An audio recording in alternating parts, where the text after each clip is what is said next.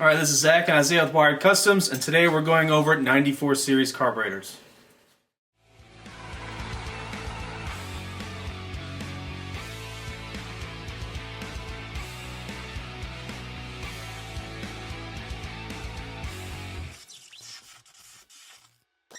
Alright, so this is his first carburetor rebuild, and I'm just going to be teaching him how to do it. I have one I need to do on the fire truck. Then he's got one to do on his car, so it's going to be his first carburetor. And luckily enough, these 94 series are one of the most simple carburetors you can rebuild. Just so you know that a lot of different people make this carburetor. So people will call it a Holly 94, some people will call it Stromberg.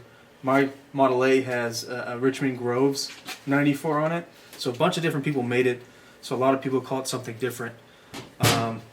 It's just it's a simple 2-barrel setup. 2-barrel because it's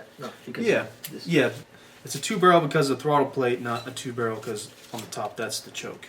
Okay. Yeah. So it's just a single plate for the choke.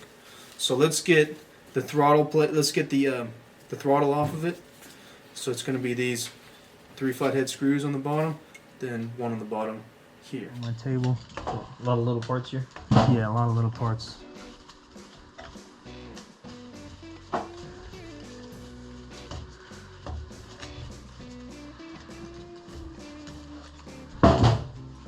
And I like to put mine in groups. So you know which part of it came off? Yeah, all those bolts came together with that kind of thing.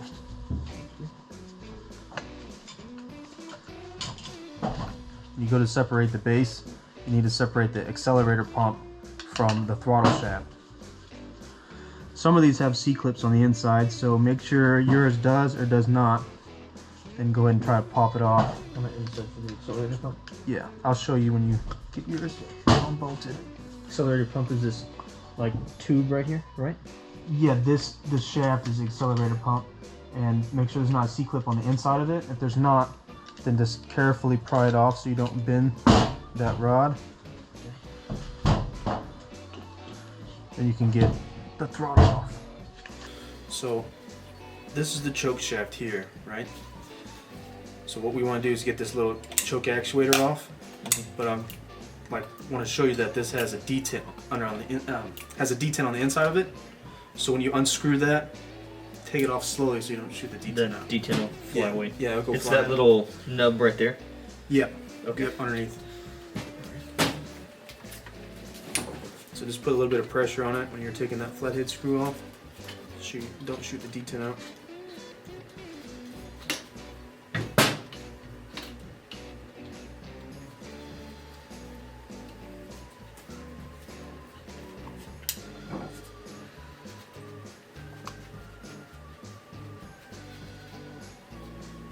There's a lot of washers too.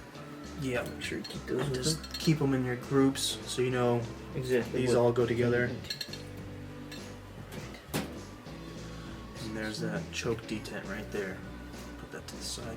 So now you're at this point, take a picture. This is the spring that's going to change your idle speed. That screw on the bottom here, that's idle speed. Okay. And the one on the top is a spring return for the choke. So take a picture of how this spring is set up before you take it off. That hooks on that and then Yep. hooks on the bottom here. Yeah. Okay. I like to take pictures of everything so you can Yeah, some things might be refer different. back to where it is. Especially if this carburetor is made over many years, over lots of stuff, it'd be good to have lots of pictures. It might be slightly different. So I'm going to go ahead and take that screw out. And just be careful you don't shoot anything out. I mean, this doesn't have a detent underneath it or anything. It's just spring actuated. Lose an eyeball or something. Yeah.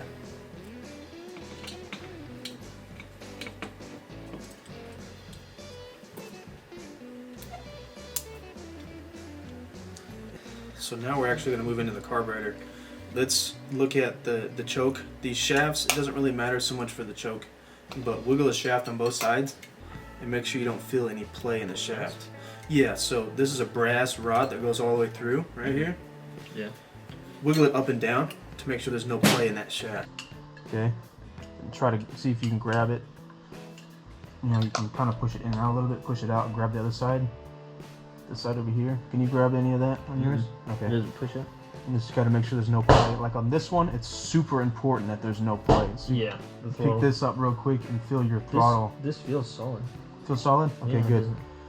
No play this way and no play up or down either. So this shaft, there's no seals in it. It's just straight brass against the steel. So if you feel play in that shaft, it's gonna suck air into the carburetor. So yours is moving in and out. Yeah. That's fine, but it's the up and down that we don't want. So your up and down feels fine. So what we do is get, what do you call it? The punch. And you just punch that down in the corners and it'll grab it better. Stays solid. Yeah, so we'll take that apart and fix that later. Alright, go ahead and separate the upper from the bowl. So it's just 1, 2, 3, screw, 4, 5. Yep, straight from the top. Does yours have lock washers on them? Yes. Okay, good. They're supposed to have, I'm assuming. Yeah. That's what keeps the seal. That's what I wanted to look at on this one, because it's leaking right here at this seal. Could just be some lock washers. New. It could be a loose nut or Yeah. anything. This carburetor actually looks pretty nice. I was surprised that when I drove it that it had so many issues. That's how fresh it looked. Yeah. Maybe someone just did rebuild and wasn't completely sure. Well, yeah, if you rebuild it, these old carburetors, if you rebuild one of these, then the car just sets for like a year. You could have just trashed the carburetor. It's going to be another rebuild. I mean, Yeah. it'll gum up on the inside. The jets could gum up and be the wrong size now since there's something inside of them, you know. Yeah. And if you are gonna rebuild the carburetor and then, say it's a weekend cruiser and you maybe don't drive it for, a couple months, how do you prevent it from gumming up like that? Is there a additive you can use or? Well, if you're not gonna drive it, you got to start it up. That's just how carburetors work. Just Start it once a week. Let it get fully warm, then just cut it off. Alright. To keep it running, you got to keep running it. Yeah. Alright, so go ahead and separate the top from the bowl. Be careful. Precious cargo on the inside. Okay, put the bowl aside. There's a lot going on in there, but the top, we're almost done with the top. Yeah, I got a good bit of fuel in there with some floaty shit. Oh yeah, nastiness. Yeah. So mine looks pretty clean. His has been sitting outside for a while, so it looks Got nasty. some floaties and all sorts of stuff. Yeah. Get rid of that. Alright, so the only thing that's keeping this rod in for the float, this is the float that turns off the incoming fuel.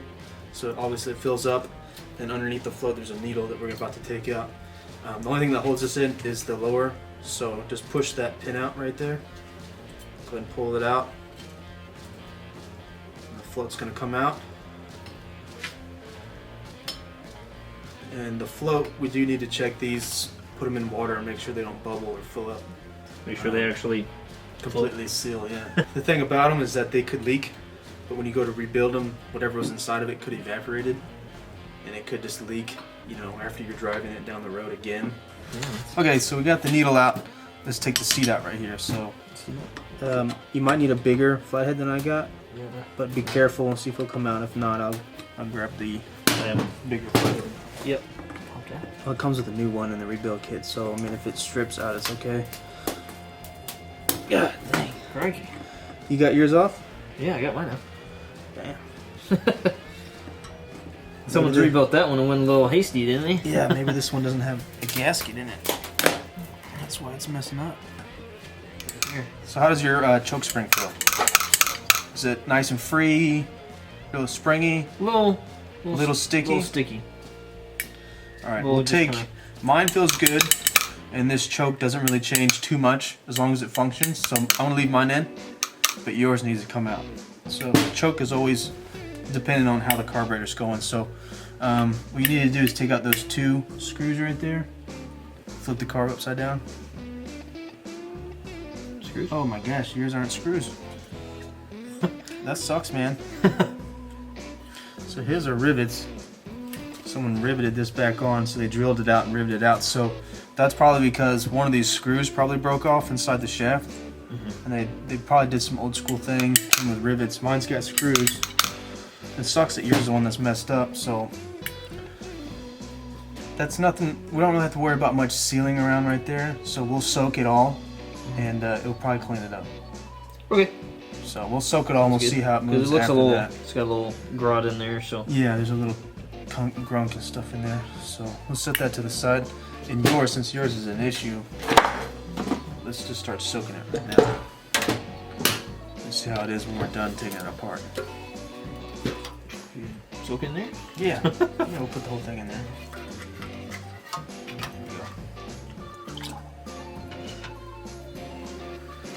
Man, I need one of them. Give it like an hour, it'll be clean. Look as good as that one looks? Similar. You'll still have to scuff it a little bit to clean it up, but it'll be pretty clean. Okay, let's continue taking the bowl apart. What I do with this? Just dump it in the yard? You got a lighter? Just dump it outside. We'll edit that part out. Alright, so the accelerator pump is basically just sitting in there. You should be able to pull it out technically, but if you can't pull it out, what I do is get a screwdriver like this and tap it up to get it out. So try to get yours out. If not, do it like that.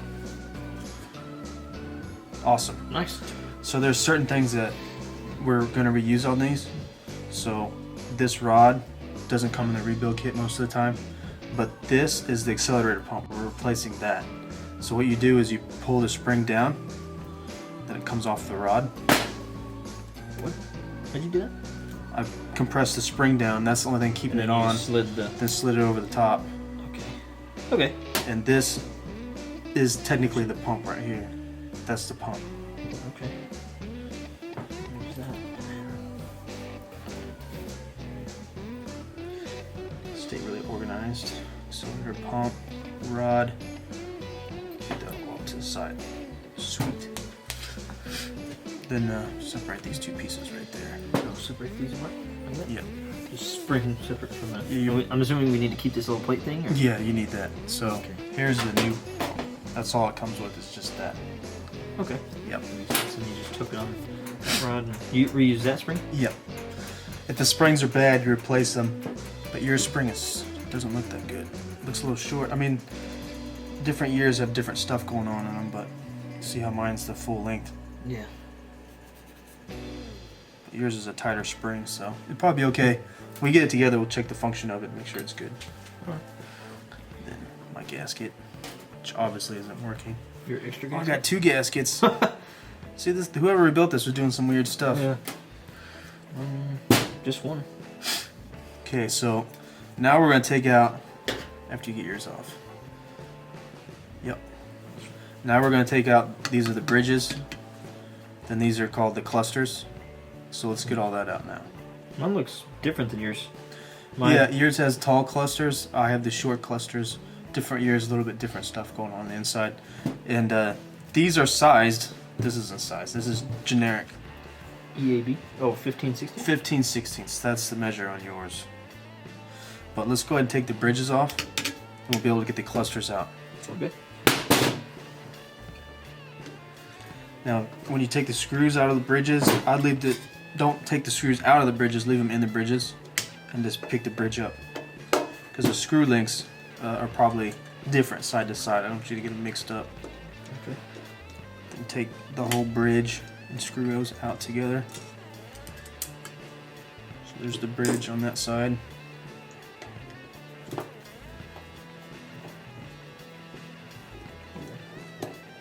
Oh, I was stuck against the towers, or whatever they're called. What are they called? The clusters. The clusters. Mm-hmm.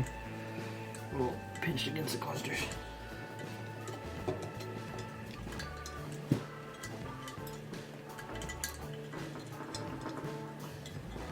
Patience is what we're learning here. Yeah, it's a virtue. Yeah. Just back in everything. Yeah. So I'm gonna go ahead and take my clusters out. Then the squirter should come right out too. So pull the squirter out, and underneath the squirter there's something, so don't tip it upside down yet until you're ready to pull it out. This one's giving me a hard time. Tap it on the side to side with a screwdriver. There you go.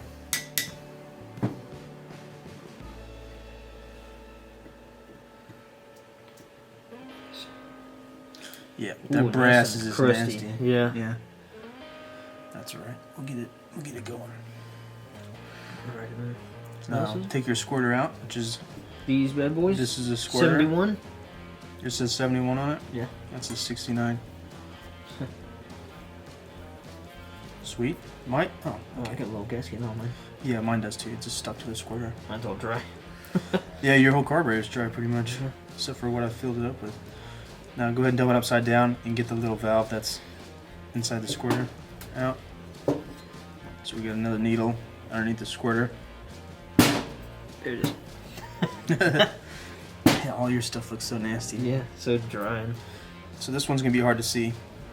We need to get the check ball out so the carburetor gets cleaned down in there. So there's a little check ball inside there for the accelerator pump. Mm-hmm. So this is where the pick comes in handy. That Get that circle little- ring Yeah. is a little spring that holds the check ball in. So down inside there, we need to get the check ball and spring out. So it's kind of a pain in the butt, but get it with a little pick. And try not to scratch the edges of the accelerator bowl. So I got my spring out, dump it upside down, get my little check ball out, and set that to the side. Don't lose that check ball. We got to get the covers off. These are pretty much just covers for the jets. So get a big screwdriver, get the covers off. You're going to reuse these, so try not to screw them up if you can help it.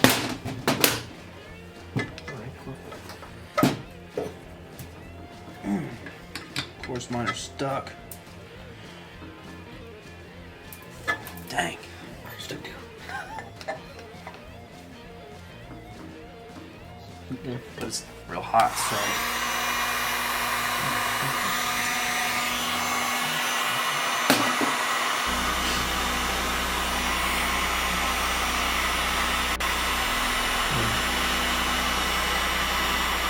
Take the power valve out. Yeah, go ahead and take the power valve out while I'm doing this. Oh yeah, that was way easier after I got it warmed up.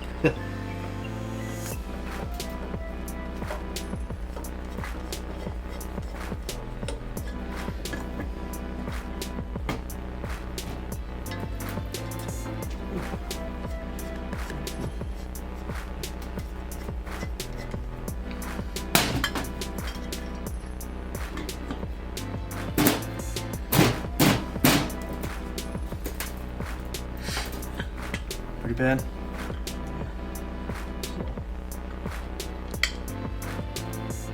I'm gonna try taking mine out, and I can heat gun yours up. Yeah. Here. The heat get this. Yeah. The extension cord is not that well. Yeah.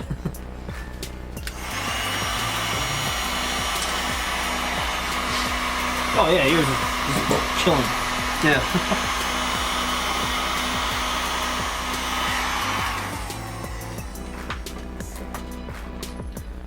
Another power valve just up here. Yeah, that was sitting over here. I was like, oh, I wonder what that.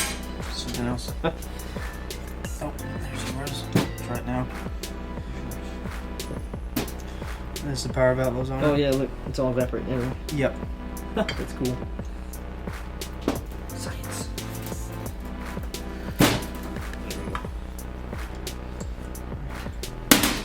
Came out. Yep. Sweet. Those seals. Really, what we're doing is warming up the seals. Yeah, so They're the dried seals out are- and they're nasty. They don't want to spin. especially that. Yeah, especially yours is really old. Yours has been sitting for a while. Okay, so right now would be a good time to plug the power valves. Now you can see how these power valves don't have a step in them. They're just smooth on the bottom. Yeah. When you order the Speedway kit, the kit number from Speedway is 910-11596. I was trying to read that upside down. Sorry for that being slow. It comes with the wrong power valve. So this power valve has a step in the base, and that'll actually leak. It doesn't seat. Yep. And then the right power valve, you have to buy it individually. Now, do we have that package around here somewhere? Oh, it yeah, is. right there. So the right power valve obviously is this style where the base is smooth, and the part number for that is 910-78990. Sorry, 789904. So that's the correct power valve that's flush on the bottom and doesn't leak. So the only thing we have left is the jets. You take the jets out yet? What's that? Okay. So these covers are just access holes to get to the jets. So with the flathead screwdriver through this, Oh, those, you're getting to those the down jets there in the bowl or in the jets? bowl. Yep. Okay. So just a flathead screwdriver down inside there. Hopefully those are easy to come out. Try to get one that fits in there decently so it doesn't strip it. Because we're going to be reusing the jets. The one that fits doesn't fit. Okay, use this one.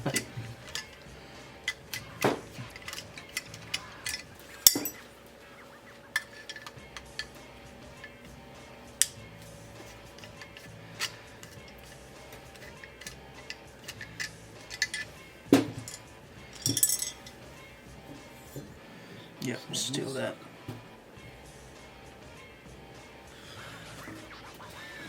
And these be a good time to hold it up to the light and see if they're clogged or not. Oh. Nice. Made me Got nervous nervous. there for a little bit, yeah. Yeah. All that fuel evaporating because the heat makes it warm in here. Yeah, feels kind of nice, huh? Yeah. This bench is like probably 30 degrees right now. Yeah, the bench is cold. Yeah. You usually reuse the jets unless the threads or something in them is just completely wasted. Yeah. Jet size is super important to how well the carburetor runs. Those are the ones that you kind of have to guess at it. You Yeah, put to a get it size right. in, you run it for a while, pull the spark plug out. If the spark plug's black, you got too much fuel. Granted that everything else is adjusted right on the carburetor. Yeah. It'd be black if you have too much fuel. Then if you change the jet size, you don't have enough fuel, what color is it going to be? Spark plug. Spark plug's going to be white. If it's just right, it's gray. So that's how you tell. On power valves, they're also sized. They come in a bunch of different sizes. To check what size power valve you need, obviously it determines on how much vacuum the carburetor is getting from the cam setup, crank setup. Yeah. So you hook a vacuum gauge up to the intake and you run it, and when it's running, the amount of vacuum it produces is the size power valve you need to purchase. And if you look up on the website, it'll tell you what power valve you need for what vacuum you have. So all we have left is the throttle. Okay, pretty simple. Take the adjustment screws out and separate the springs just so we can clean those to make sure that seats correctly. Yeah, there's like a nasty black faded over here. Yeah.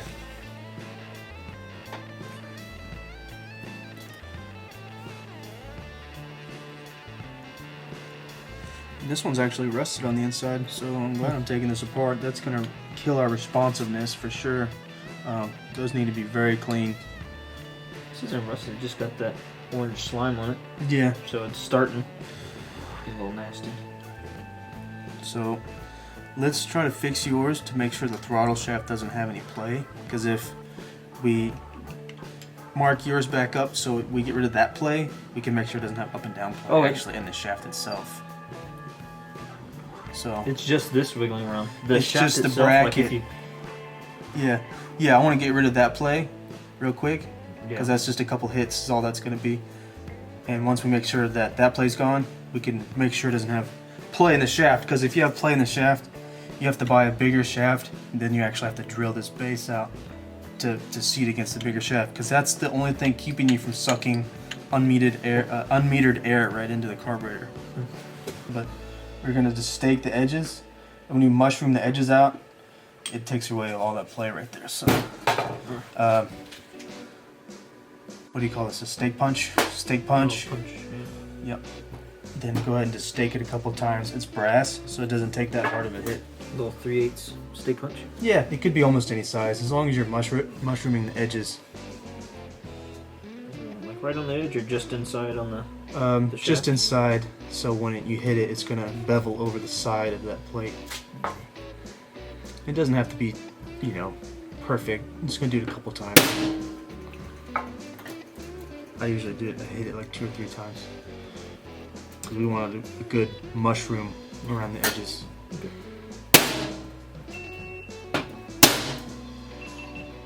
Oh, that's GoPro. everything's dying. That's okay. Just Sweet, so now feel the difference. Oh yeah, solid now. Yeah.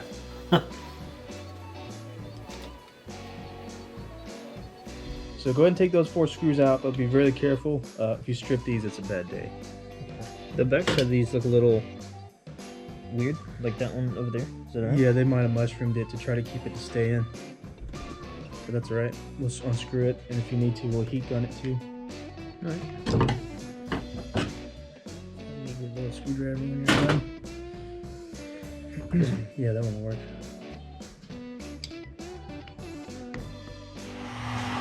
I'm gonna heat it up right over to the bench so the bench warms up too. Yeah, that sounds the good bench to me. is not so cold.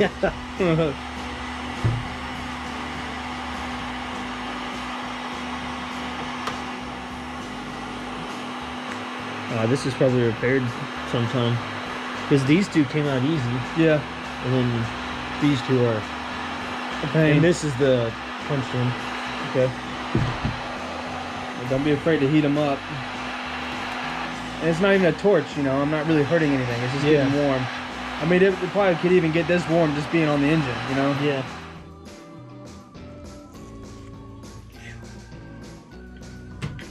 Now, if you get one of these that are rebuilt, sometimes guys will put thread locker on these, so you have to warm it up just to get it apart anyways. Yeah.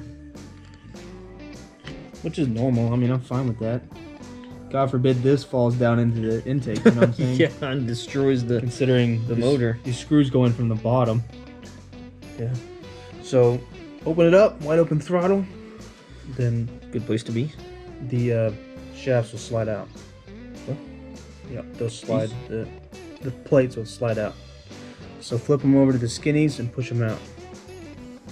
Oh, there we go. Oh, one side's a little stuck. Yeah. You have to wiggle it back and forth to get it out. Now the only thing that was holding that in was those plates, so go ahead and slide that out. Wiggle it back and forth till it comes out.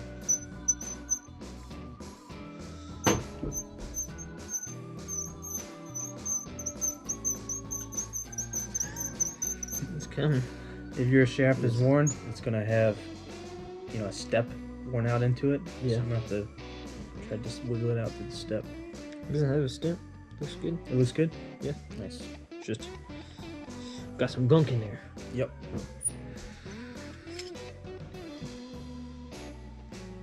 Alright, so we finished disassembly and all the cameras died at the same time, which was great timing. But the only thing that's left now is to soak everything in a carburetor parts cleaner like this. Get everything nice and clean. Once I get it out, we're going to scuff it with a red scuffing pad and carb clean spray. Get everything as clean as it possibly can be. Then we'll make another video of going back together. Thanks for watching.